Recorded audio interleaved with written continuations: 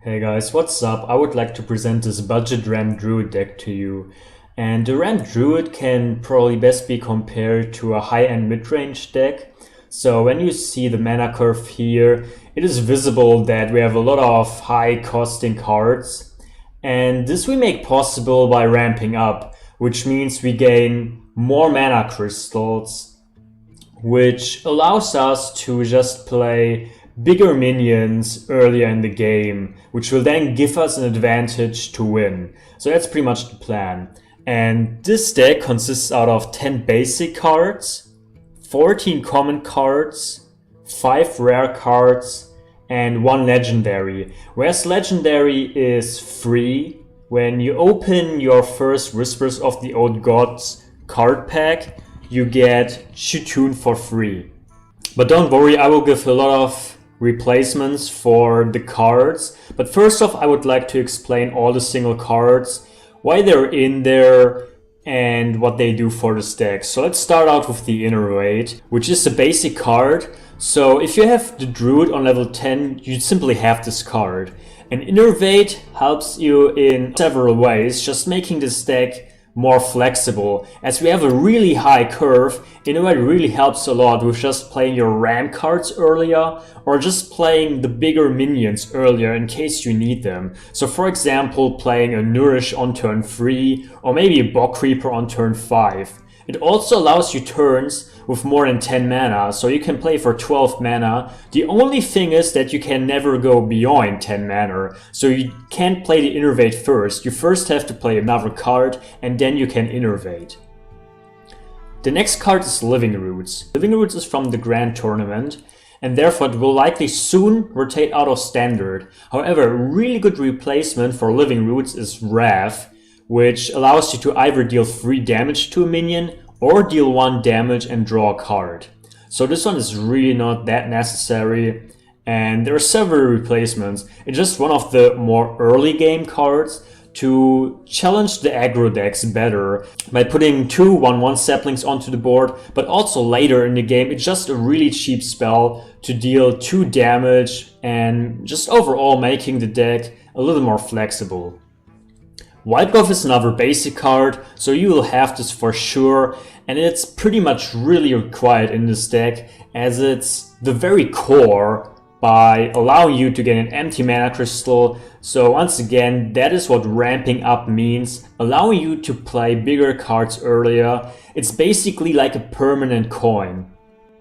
Viral Range is a common card from the Whispers of the Old Gods, and it allows you to either gain 4 attack or gain 8 armor. In most cases you want the 8 armor to just get more time against aggro decks, for example, but you can also take the 4 attack to simply take care of an annoying minion. And with your hero power you can even increase it towards 5 attack. So it really lets you deal with a lot of different scenarios, and therefore it's a really helpful card. But there are also, of course, a few good replacements. One is Healing Touch, simply letting you restore 8 health.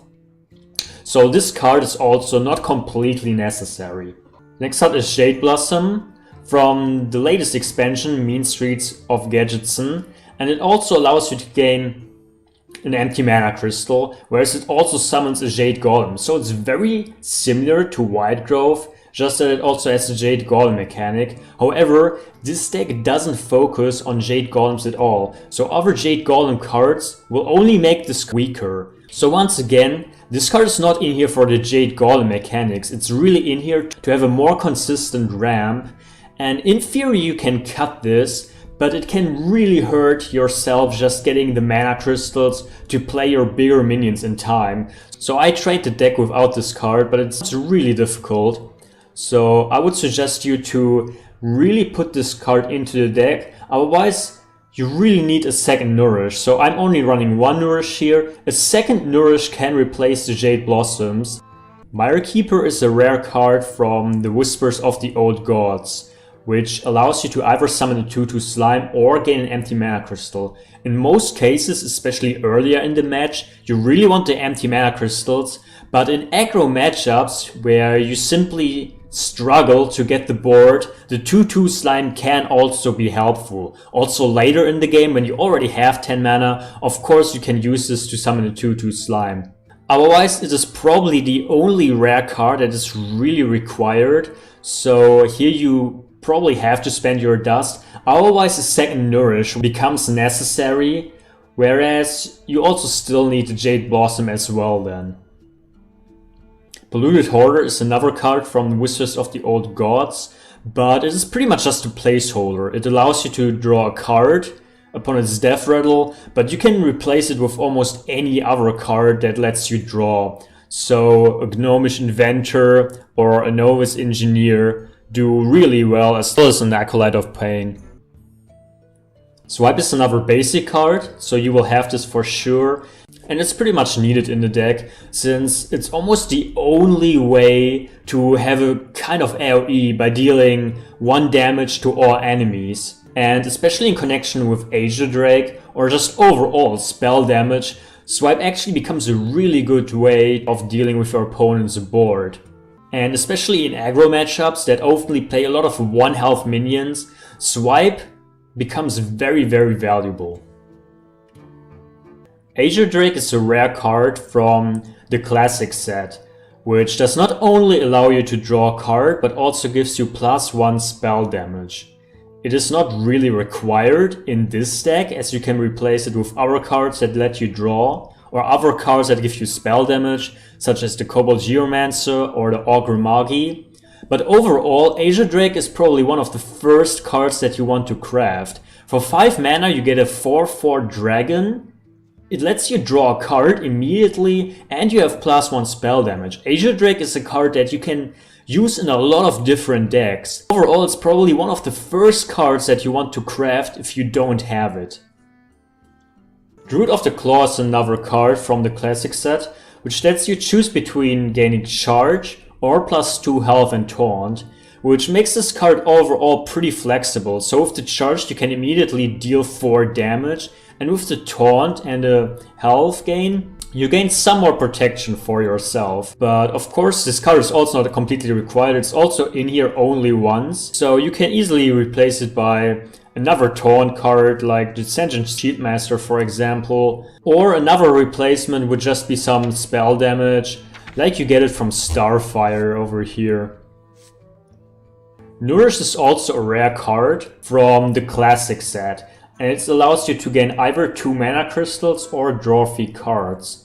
The thing with this card is, most other cards give you empty mana crystals, such as the Mire Keeper, the Jade Blossom and the Wildgrowth. They all give you empty mana crystals, whereas Nourish just gives you mana crystals, so you can immediately use 2 mana, which also allows for combos like using Nourish to gain mana crystals, to then follow it up with a Wildgrowth, for example.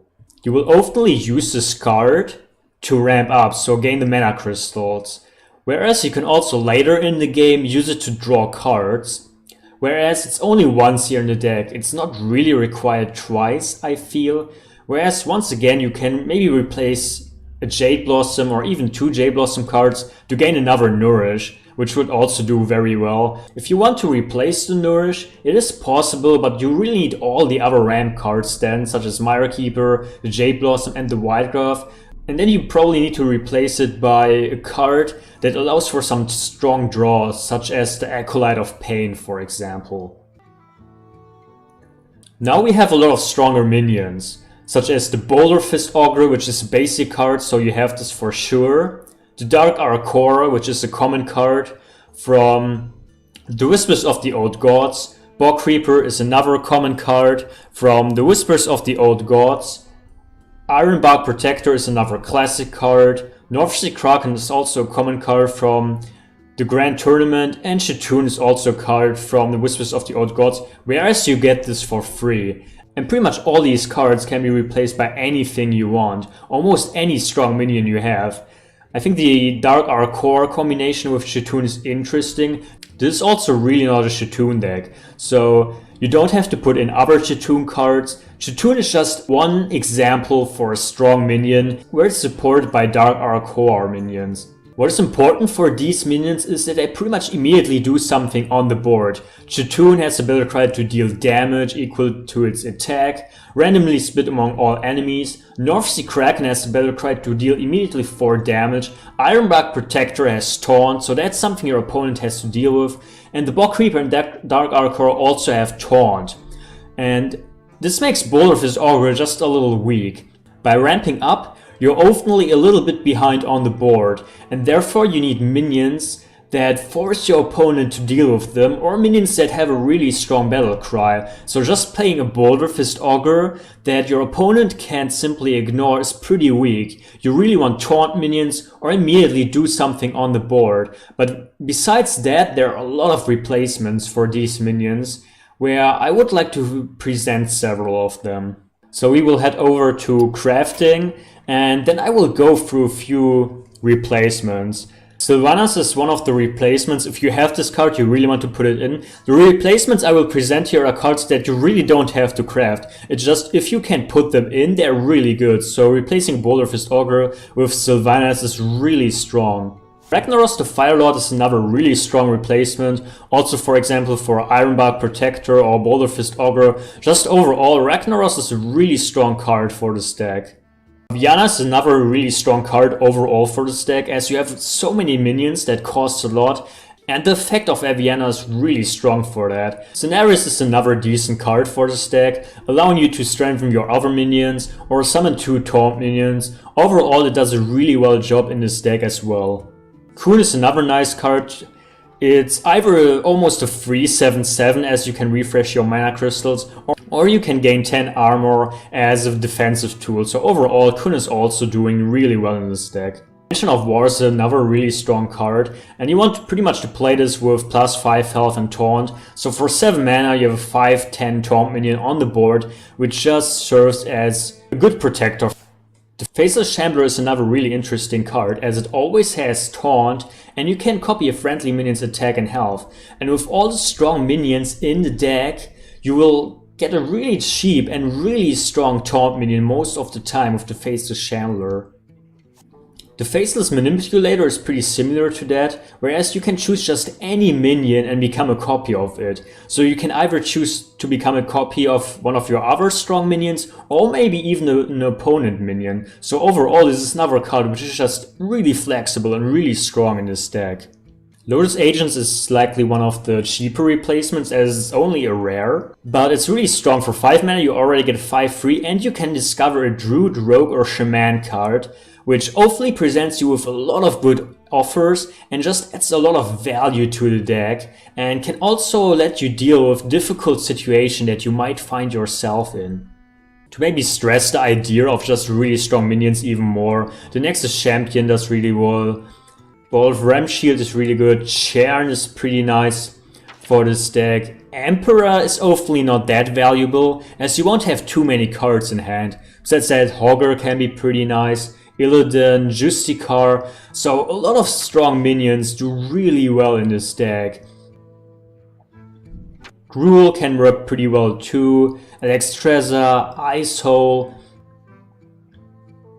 and these cards here as well, so Nyxia, Sogoth, Ysera, Deathwing, but even Yisharge, Rage Unbound, all of them do pretty well. And once again, you have to craft none of these cards. It's just, if you happen to have one of them, you can really play them in this deck.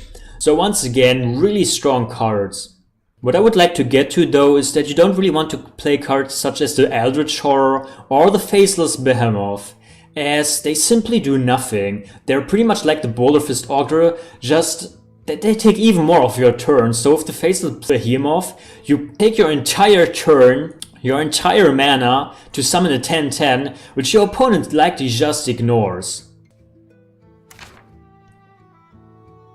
But if you happen to miss many of these stronger cards and don't really have stronger taunt minions or stronger cards with battle cries, then the Mark of the Void is actually a decent addition, as you can, for example, play an Eldritch Horror together with the Mark of the Void to simply create a really strong taunt minion. But the Mark of the Void also reduces the value of the deck a little bit, as you put in weaker cards and simply overall cut some of the power from the deck. Besides that, if you find yourself struggling with aggro a lot, then the Mistress of Mixtures can do really well. Maybe instead of the Jade Blossom, otherwise just heal cards such as the Earthen Ring Foreseer that we have over here do pretty well. And Doomsayer is another decent anti-aggro card just in case that you have it.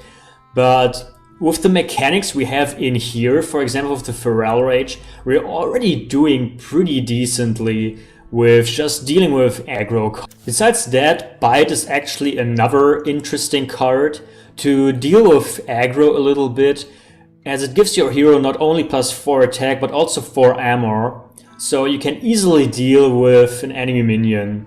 One of the last cards that also allows you to deal pretty well, just in case you find yourself facing a lot of aggro decks, is Starfall. So you mostly choose the option to deal 2 damage to all enemy minions. Once again, with spell damage this becomes even stronger and really lets you deal with the opponent's board pretty well. Besides that, another interesting card is Mulch, to just deal with stronger minions. You probably want to replace the Druid of the Claw by it, and otherwise Naturalize is doing a pretty similar job. So Naturalize, if you have it, it's a little bit weaker than the Mulch, but it also lets you deal with stronger minions, but it's also not really required in this deck. So once again, this deck you play pretty much by ramping up, whereas you can take cards like Living Roots, Feral Rage and Swipe to just deal with more aggro decks, to then play your stronger minions, and once you have a really strong taunt minion on the board, your opponent really has to deal with that first before they can further mark you down. So this deck does overall pretty well against most aggro and mid-range deck. Against Reno decks it's also a pretty fair matchup.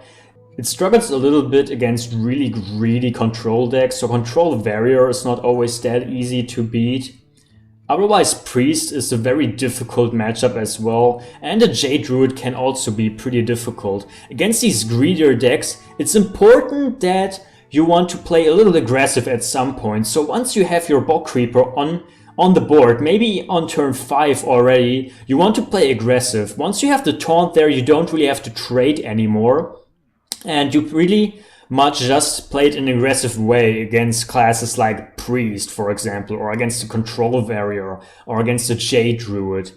Otherwise, if you play against more aggro decks, you pretty much focus on trading. You really want to protect yourself, as you will always outvalue them. So the longer the match takes, the more likely is your chance to win against most aggro decks. Whereas against aggro decks, you will always choose the Feral Rage to gain armor, to simply gain more time. So you have a really decent matchup against most aggro decks. And overall, this is a deck that doesn't really counter any other deck, but on the other hand, it doesn't really have a huge counter itself. So you can simply play pretty well against almost anything you will face. So yeah, I hope this deck will help you out. I will also upload another episode where I will play this deck and maybe help you out a little more, show you how to play with the deck. Otherwise, as always, thanks for watching.